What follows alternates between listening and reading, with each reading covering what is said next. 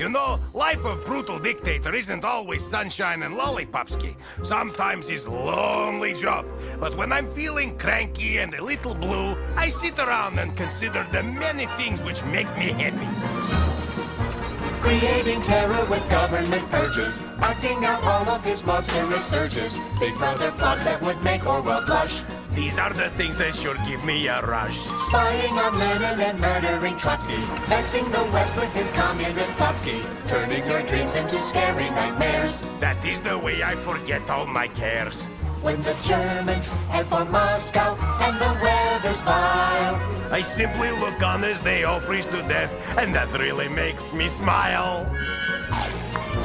Feasting like Ivan while serfs live on rations, conquering dozens of satellite nations, Starting my own personality cult.